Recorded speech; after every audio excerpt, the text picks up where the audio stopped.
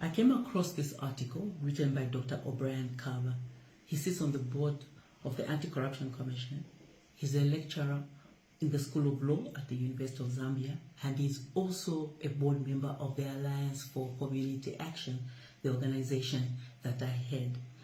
I chose to read this article because I think it needs to be heard by citizens of this country, and especially to be heard by the president and those in power. It talks about corruption. And all of us will agree that the biggest problem this country faces is one of public money that is meant for the people, meant to lift the standards of living, for medicine, for education, for everything, ending up in a few pockets. And it goes out in such shocking amounts, as anyone who has seen the recent Financial Intelligence Center report will know. What that report shows is that corruption is alive and well under this government, and this government must do something about it. So here is Dr. Carver's article. The strong anti-corruption fight President Hichilema launched when he ascended to office has ebbed off and lost traction. The institutions charged with fighting corruption are simply massaging, bandaging, and covering up corruption. Isn't it strange that ACC can make headline news for arresting and prosecuting a poor clinical officer for signing off 2 employment contracts, while the ACC has done nothing about the more cases involving millions of dollars exposed in the FIC reports? Why should the poor be prosecuted aggressively while the rich and powerful are let off the hook and given immunity, rewarded? Just what has gone wrong? Here are my 3 areas of vulnerability which the president needs to urgently attend to if the fight has to be resuscitated, look credible, and gain traction. Number 1, state chambers are in the forefront of looting. State chambers are in the forefront of cutting corrupt deals and facilitating corruption.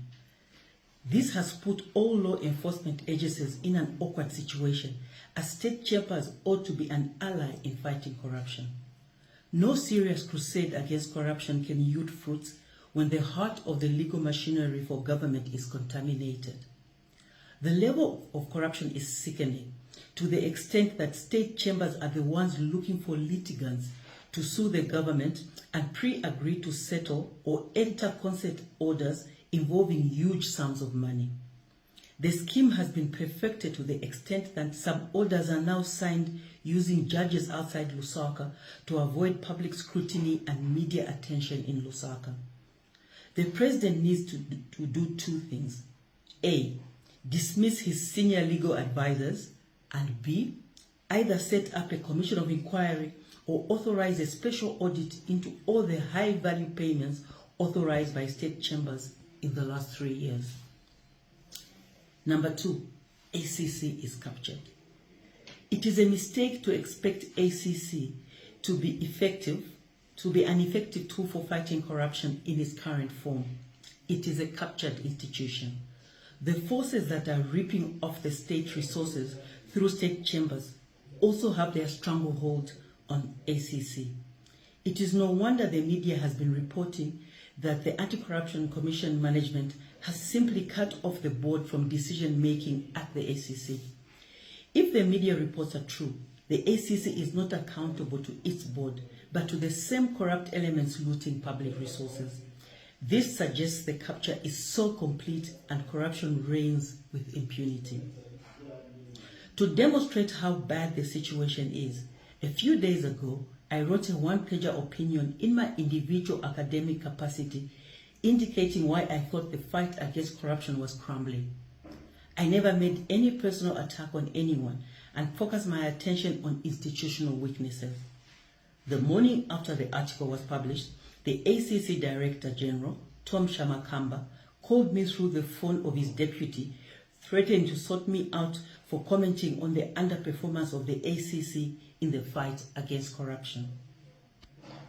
This shows the impunity and arrogance that has come to characterize the ACC management. It is not different in any way from the daily threats many of us faced under PF. During the Bill 10 debate, I wrote a few articles criticizing the bill and appeared as an expert witness in the Constitutional Court during the Bill 10 case.